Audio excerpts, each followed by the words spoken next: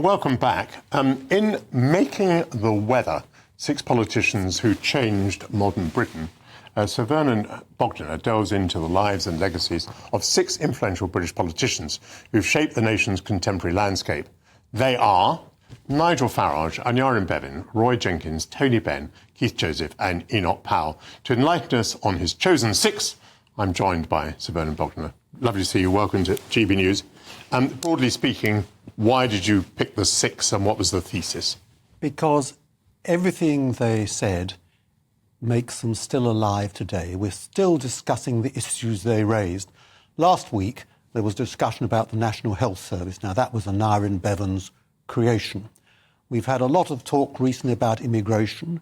Enoch Powell was the first to raise that, and of course Nigel Farage has raised it, and it was the key cause of Brexit, which Nigel Farage championed. Then we have a lot of discussion about the market economy, which Keith Joseph championed, and there's a lot of talk about participation, which Tony Benn championed. He was the first in Britain to advocate the referendum, which is now part of our constitution.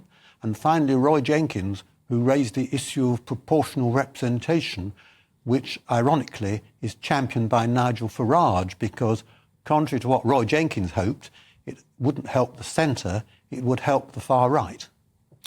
Interestingly, reading your book, I was struck by the fact that you and I knew, that is to say, at least had met 5 out of the 6. So in both our cases, we didn't meet Aneurin Bevan, but we're somewhat familiar with the others. Let's turn to Enoch Powell for a moment.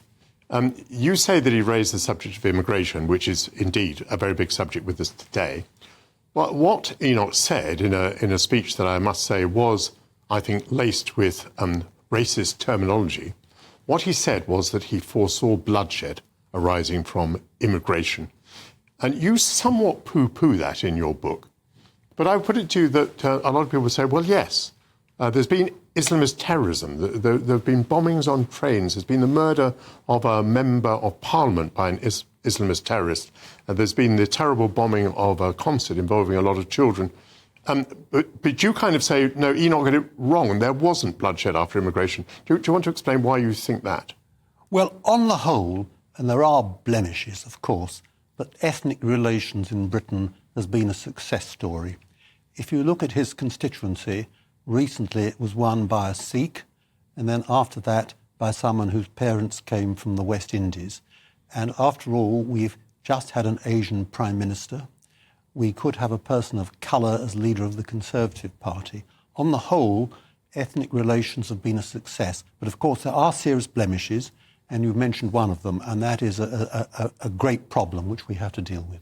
I'll mention a second one, which is exercising the Labour Party, which is that a number of seats that Labour thought it would win were actually won by candidates whose basis for winning was the situation in Gaza, a very sectarian position. Well, there are strong views held about the situation in Gaza on both sides, and it's right that those who feel strongly about it, who are very hostile to Israel and to the British government's policy, it's right that they should have a voice, whether one agrees with them or not. It's also important, of course, that those who support Israel should have a voice. So I'm not terribly worried about that. And there are, after all, people far to the left of Starmer, and they should also have a voice led by Jeremy Corbyn. Where Enoch struck me as perspicacious as well was in raising the question of sovereignty vis-à-vis our entry into what was then known as the European community, at a time when the Prime Minister, Ted Heath, was saying, no, this is all about trade, nothing to see here. Enoch was saying, no, inevitably, this is a process about ever closer European Union, and it will mean that powers will pass from the House of Commons, which mattered to him very much indeed, to other bodies over which we don't have control. And at least for me, that's what the recent Brexit referendum was about. You give marks to Enoch for perspicacity, otherwise he wouldn't be in your book, I think. No, absolutely. And this is his main legacy, I think, that he raised this issue about the sovereignty of Parliament. He said Parliament cannot share power with any other body, whether it's Brussels going upwards or downwards through devolution. And his particular worries about the European Union, which, as you say, were perspicacious, were that we lost control of our laws, our finances, and we had to accept the rulings of a foreign court. His worries about devolution was that it was a halfway step towards separation. And towards the end of his life, in 1997, when the Blair government was elected, which favoured devolution, Enoch Powell said to his wife, "They have voted to break up the country."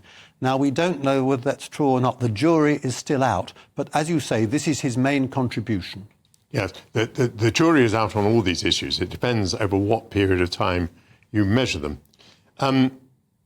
Interestingly, I mean, Enoch is a frustrating figure because I think he was only a minister for 18 months in his life. He was a difficult man to work with. It's almost as though he refused to take ministerial responsibility. He preferred being right in his own terms and being on the outside rather than being on the inside. So some of your figures, although they have coloured the debate, they have not been very directly influential. Which one has been the most influential? Which one has bent British politics the most? I would say the two most influential ones were Keith Joseph and Nigel Farage.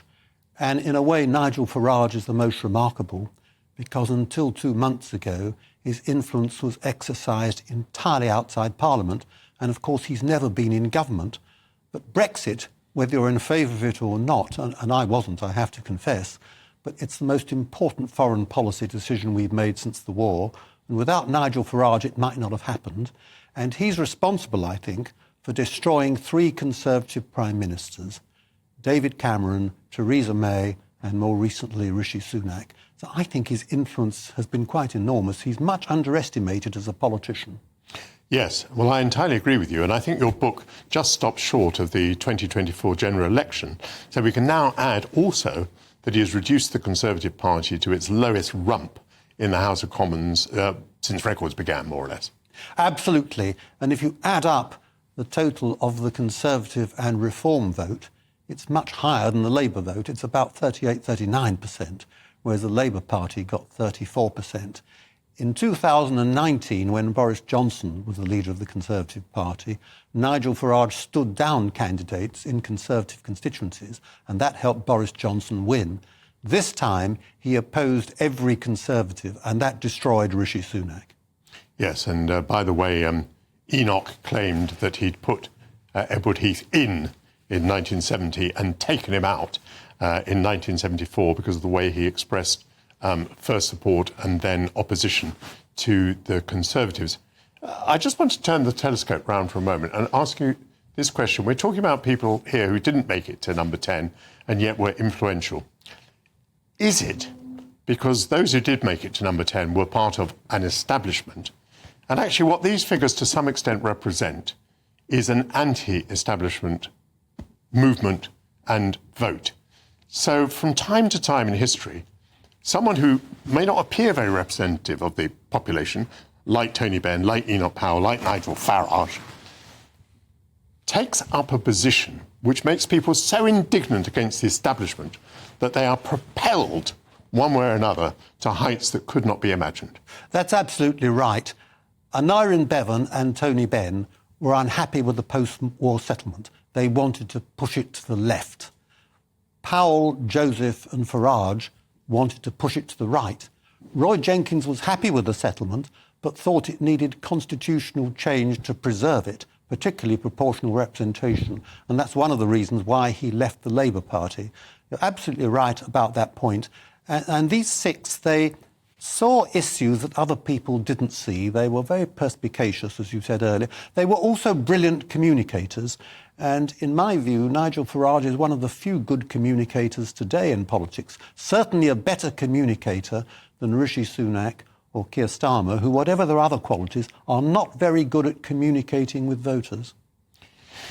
So, Vernon Bogdanor, it's been a delight to hear your very clear communication today, and congratulations on the book.